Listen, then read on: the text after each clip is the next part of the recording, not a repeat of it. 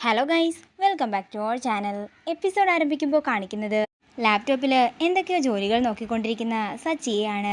അതേസമയം അർച്ചന അങ്ങോട്ടേക്ക് ചെല്ലുകയാണ്. താൻ ഇത്രയും നേരം എവിടെയായിരുന്നെന്ന് സച്ചി ചോദിക്കുമ്പോൾ അർച്ചന പറയുകയാണ്, അത് പിന്നെ ഞാൻ അമ്പിളി ചേച്ചിയുമായിട്ട് വർത്തമാനം പറഞ്ഞു നിൽക്കുകയായിരുന്നു. അല്ല, എന്തായിരുന്നു ടോപ്പിക്ക്? അത് പിന്നെ അങ്ങനെയൊന്നുമില്ലെന്ന് അർച്ചന പറയുമ്പോൾ സച്ചി പറയുകയാണ്, ഓ നിങ്ങൾക്ക് എന്തിനല്ലേ ടോപ്പിക്ക്? അത് പിന്നെ അമ്പിളി ചേച്ചിയുടെ ഓരോ വിഷമങ്ങളൊക്കെ പറഞ്ഞുകൊണ്ടിരിക്കുകയായിരുന്നു. തുടർന്ന് സച്ചി പറയുകയാണ്, എനിക്ക് താൻ എൻ്റെ കൂടെ സംസാരിച്ചിരിക്കുന്നതാ ഏറ്റവും ഇഷ്ടം. എങ്കിൽ ഞാനൊരു കാര്യം ചോദിക്കട്ടെ, നമ്മുടെ കമ്പനിയിലെ സ്റ്റാഫുകളെ കുറിച്ചൊക്കെ അറിയാൻ എന്താ ഒരു വഴി? ഇതെന്താ താനൊരു ബന്ധവുമില്ലാത്ത ചോദ്യം ചോദിക്കുന്നത്? സ്റ്റാഫുകളുടെയൊക്കെ ഡീറ്റെയിൽസ് തനിക്ക് എന്തിനാണെന്ന് സച്ചി ചോദിക്കുമ്പോൾ അർച്ചന പറയുകയാണ്, അത് പിന്നെ ചുമ്മാ എനിക്ക് വെറുതെ അറിയാൻ വേണ്ടിയിട്ടാ. വെറുതെ അറിയാനോ എന്ന് സച്ചി ചോദിക്കുമ്പോൾ അർച്ചന പറയുകയാണ്, അത് പിന്നെ അച്ഛൻ പറഞ്ഞിട്ട്. അച്ഛൻ എന്ത് പറഞ്ഞു എന്ന് സച്ചി ചോദിക്കുമ്പോൾ അർച്ചന പറയുകയാണ്, അത് പിന്നെ അച്ഛൻ പറഞ്ഞു ഓരോരോ ഡിപ്പാർട്ട്മെൻറ്റിലെയും സ്റ്റാഫുകളെയൊക്കെ അറിഞ്ഞിരിക്കണമെന്ന്. അതെന്തിനാണെന്ന് സച്ചി ചോദിക്കുമ്പോൾ അർച്ചന പറയുകയാണ്, ദേ സച്ചിയേട്ടാ, പറ്റുമെങ്കിൽ കാണിച്ചു തന്നാൽ മതി. ചുമ്മാ എന്നെ എന്തിനാ ഇങ്ങനെ ക്വസ്റ്റ്യൻ ചെയ്യുന്നത്? ഓ ശരി, അതൊക്കെ അറിയണമെങ്കിൽ താൻ എന്നോട് ചോദിക്കേണ്ട ഒരാവശ്യവുമില്ല.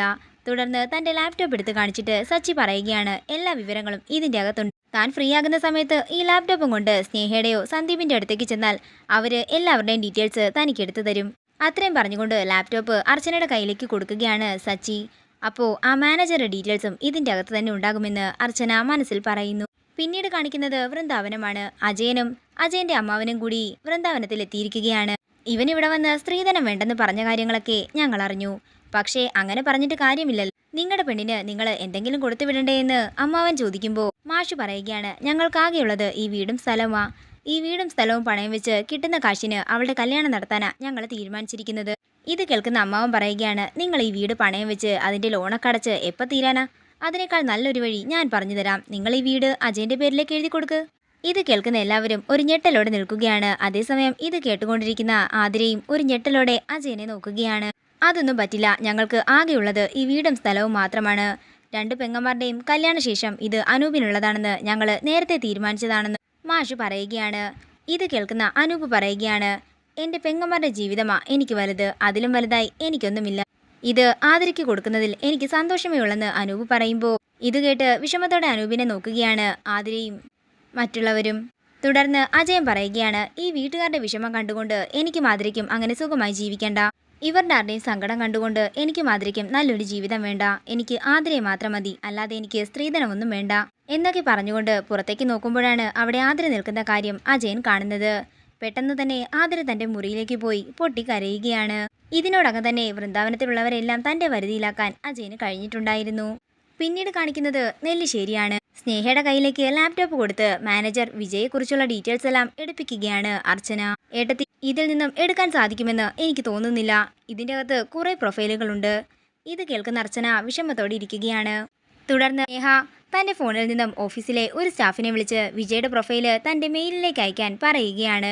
ആ സ്റ്റാഫ് ഉടൻ തന്നെ അത് മെയിൽ ചെയ്തു കൊടുക്കുന്നു. ഇത് കേൾക്കുന്ന അർച്ചനയ്ക്ക് സന്തോഷമാവുകയാണ്. തുടർന്ന് സ്നേഹയോട് പറഞ്ഞ് വിജയുടെ അഡ്രസ്സ് എഴുതിയെടുക്കുകയാണ് അർച്ചന.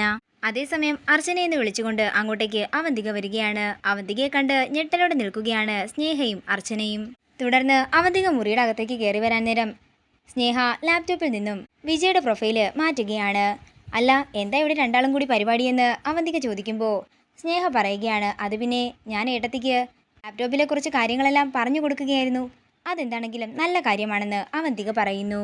അല്ല, സച്ചി പോയോ എന്ന് അവന്തിക ചോദിക്കുമ്പോൾ നേരത്തെ പോയെന്നും എന്തോ മീറ്റിംഗ് ഉണ്ടായിരുന്നെന്ന് അച്ഛനെ പറയുകയാണ്. തുടർന്ന് അവന്തിക പോവുകയാണ്. ഒരു മിനിറ്റ് ഏട്ടത്തി, അവർ പോയോ എന്ന് ഞാനൊന്ന് നോക്കട്ടെ. അത്രയും പറഞ്ഞ് സ്നേഹ പുറത്തേക്ക് ഇറങ്ങുകയാണ്. അവന്തിക പോയെന്ന് ഉറപ്പാക്കിയതിനു ശേഷം സ്നേഹ അർച്ചനയുടെ ഫോണിലേക്ക് വിജയുടെ പ്രൊഫൈലിന്റെ ഒരു ഫോട്ടോ എടുത്ത് നൽകുന്നു. മോളെ, സച്ചിയേട്ടൻ വല്ലതും അറിയുമോ എന്ന് അർച്ചന ചോദിക്കുമ്പോൾ ഇല്ലേട്ടത്തി, ഒരു പ്രശ്നവും ഉണ്ടാകില്ലെന്ന് സ്നേഹ പറയുന്നു. അതേസമയം മുറിയിൽ നിന്ന് പോകുന്ന അവന്തിക സംശയത്തോടെ എന്തൊക്കെയോ ആലോചിക്കുകയാണ്. പിന്നീട് കാണിക്കുന്നത് വൃന്ദാവനമാണ്. വീട് ആതിരയുടെയും അജയന്റെയും പേരിൽ എഴുതി കൊടുക്കാമെന്നുള്ള അനൂപിന്റെ തീരുമാനത്തെ ചോദ്യം ചെയ്യുകയാണ് മീര. നിനക്ക് നിന്റെ ഭർത്താവിനെ വിശ്വാസമുണ്ടെങ്കിൽ മാത്രം വിശ്വസിച്ചാൽ മതിയെന്ന് അനൂപ് പറയുന്നു. പിന്നീട് കാണിക്കുന്നത് നെല്ലിശ്ശേരിയാണ്. അർച്ചന ഒരുങ്ങി പുറത്തേക്ക് പോകുന്നതാണ് കാണിക്കുന്നത്. അതേസമയം അവന്തിക തന്റെ ആളുകളെ വിളിച്ച് അർച്ചനയെ ഫോളോ ചെയ്യാൻ പറയുന്നു. പിന്നീട് കാണിക്കുന്നത് അർച്ചന മാനേജർ വിജയുടെ വീട്ടിലേക്ക് ചെല്ലുന്നതാണ്. അർച്ചന ബെല്ലടിക്കുമ്പോൾ ആരാണെങ്കിലും അകത്തേക്ക് കയറി വരാൻ വിജയ് പറയുന്നു. അകത്തേക്ക് കയറുന്ന അർച്ചന വീൽ ചെയറിലിരിക്കുന്ന വിജയുടെ അവസ്ഥ കണ്ട് ഞെട്ടി നിൽക്കുകയാണ്.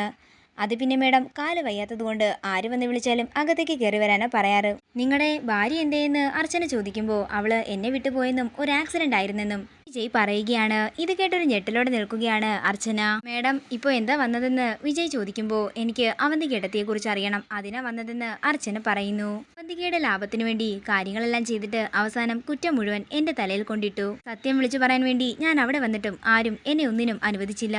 ഈ അവസ്ഥയിലായതുകൊണ്ടാ പിന്നീട് അതിന്റെ പുറകെ ഞാൻ വരാഞ്ഞത്. എന്റെ ഭാര്യയെ ഞാൻ ഒരു പ്രാവശ്യം നെല്ലിശ്ശേരിയിലേക്ക് വിട്ടിരുന്നു. അന്ന് അവിടെ സേതു സാറിന്റെ ഷഷ്ടി പൂർത്തിയായിരുന്നു. പിന്നെ രണ്ടാമത് മേഡത്തിന് തരാൻ ഒരു കത്ത് കൊടുത്ത് ഞാൻ പറഞ്ഞയച്ചിരുന്നു. അത് മേഡം വാങ്ങിച്ചിരുന്നെന്നാ അവള് പറഞ്ഞത്. ഇത് കേൾക്കുന്ന അർച്ചന ഞെട്ടലോടെ അന്നുണ്ടായ കാര്യങ്ങളെല്ലാം ഓർക്കുകയാണ്. ഇതോടുകൂടി ഇന്നത്തെ എപ്പിസോഡ് ഇവിടെ തീരുകയാണ്. വീഡിയോ ഇഷ്ടമായെങ്കിൽ മറക്കാതെ ലൈക്ക് ചെയ്യുക, ഷെയർ ചെയ്യുക, കമന്റ് ചെയ്യുക. കൂടുതൽ സീരിയൽ അപ്ഡേറ്റ്സിനായി മറക്കാതെ സബ്സ്ക്രൈബ് ചെയ്യുക നയൻസ് ക്രിയേഷൻസ്.